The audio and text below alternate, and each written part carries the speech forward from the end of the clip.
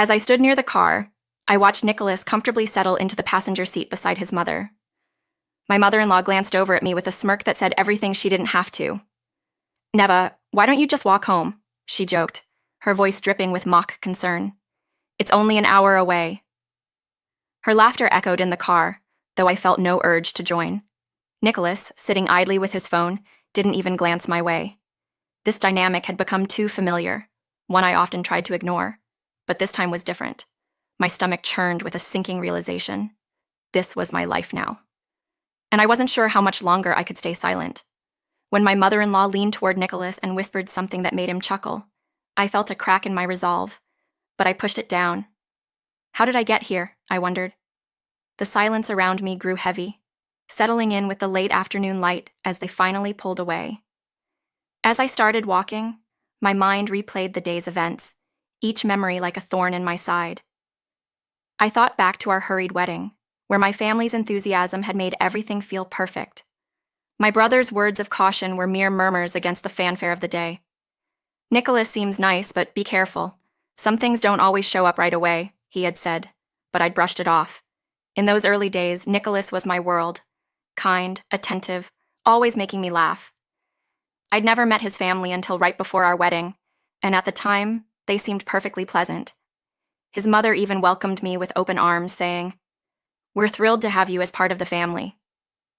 I had no idea then that those words would come to haunt me, but now, in hindsight, I wondered if my mother-in-law had always been masking something, waiting for the right moment to show her true colors. Since the wedding, things had shifted in ways I couldn't have predicted. My mother-in-law's thinly veiled disdain became apparent the first time she invited Nicholas over for dinner without notifying me. Nicholas had promised to come home early, and I'd spent the evening preparing his favorite meal, only for him to call me at the last minute. "Sorry, Neva. Mom made something special tonight, and she really wanted me to come by." His words stung, though he didn't seem to notice. I played it off with a forced smile and reassurances, but internally, I was rattled. Over the following months, these unexpected dinner invitations became more frequent, with Nicholas barely noticing the impact it had on me.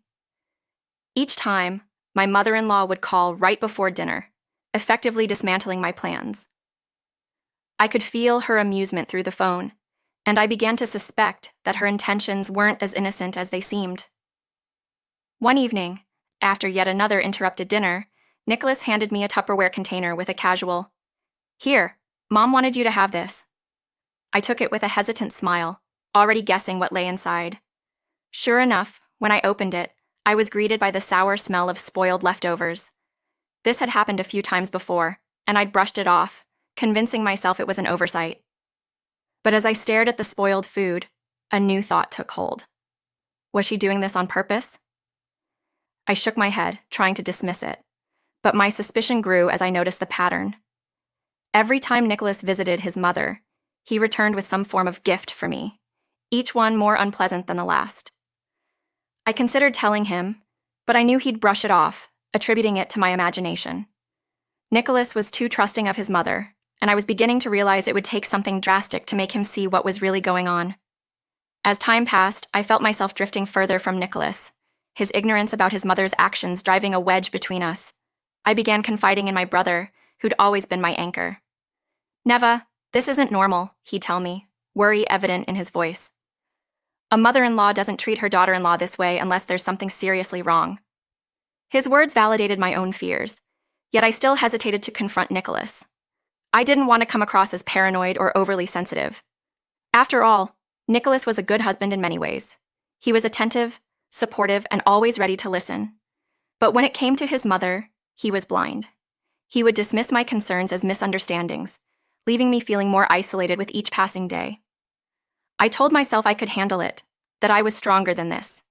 But the truth was, her subtle harassment was wearing me down. Then one day, Nicholas came home late again, claiming he'd been invited over last minute. I decided to speak up, hoping he'd finally understand. "Nicholas, why didn't you let me know earlier? I had dinner ready, and this keeps happening," I said, my voice shaking slightly. He looked at me with genuine confusion, like he truly couldn't understand why I was upset. "Neva, it was just dinner." "You're reading too much into it," he said, brushing off my concerns with a dismissive wave. I felt the sting of his words, a familiar pang of disappointment sinking in. His refusal to acknowledge the issue was like a wall between us, and I was starting to wonder if he'd ever see the truth. That night, I lay awake, staring at the ceiling, realizing that Nicholas might never understand what his mother was doing, or the toll it was taking on me. Days turned into weeks, and my relationship with Nicholas continued to erode. He seemed more distant, often engrossed in his phone or preoccupied with thoughts I couldn't share. My mother-in-law's influence over him was becoming more apparent with each passing day. The final straw came when Nicholas suggested out of nowhere that we should move in with his mother. "She's all alone now," he explained, his eyes pleading with me. "It would only be for a little while, just until she gets back on her feet." I felt the ground shift beneath me, disbelief flooding my senses. The idea of living under the same roof as her was unthinkable, and I told him as much. But Nicholas was relentless, his mother's needs taking precedence over everything else, even our marriage. It was clear that he saw nothing wrong with her behavior, and that realization shook me to the core. Faced with the prospect of moving in with my mother-in-law, I reached a breaking point. For the first time, I considered leaving Nicholas. The thought scared me, but it also brought a strange sense of relief. I confided in my brother, who listened with a heavy heart, sensing my inner turmoil. "You don't have to stay in this situation, Neva," he told me gently. "You have options. You're stronger than you think." His words gave me a sense of empowerment I hadn't felt in months. I realized I didn't have to put up with this mistreatment, that I deserved better than a life overshadowed by my mother-in-law's influence. I began to formulate a plan, envisioning a life where I was free from her grasp, a life where I could finally be at peace. But as empowering as the thought was, it also came with a sense of finality that left me reeling. The next day, I had a revelation. I was going to leave. The decision was both terrifying and exhilarating, a mix of fear and anticipation that left me on edge. I didn't tell Nicholas yet, deciding to take things one step at a time. First, I visited a lawyer, seeking advice on how to handle the situation. I wanted to protect myself legally, to ensure I had a solid plan in place. The lawyer was understanding, offering guidance and support as I outlined the complexities of my marriage. As I left his office, I felt a newfound clarity. For the first time, I saw a way out, a path forward that didn't involve my mother-in-law's endless interference. The thought of breaking free from her influence was like a breath of fresh air, and I clung to that hope as I prepared for the next step. When I returned home, I was met with an unexpected sight. Nicholas was sitting on the couch, his face pale and tense. "Neva, we need to talk," he said, his voice barely a whisper. I sat down beside him, unsure of what was coming. He told me that his mother had been diagnosed with a serious illness, and she needed full-time care. "I don't know how to handle this," he admitted, his voice cracking. My heart twisted, a wave of sympathy washing over me. But even as I felt for him, I knew I couldn't let this news derail my plans. I'd already made my decision. "I'm sorry, Nicholas," I said gently. "But I can't do this anymore. I need to think about my own well-being." His eyes widened in shock, and I could see the realization dawning on him that I was serious. For the first time, he seemed to understand the depth of my resolve. Over the next few days, the atmosphere between us was tense and filled with unspoken words. Nicholas tried to convince me to reconsider, promising things would change, but I stood firm.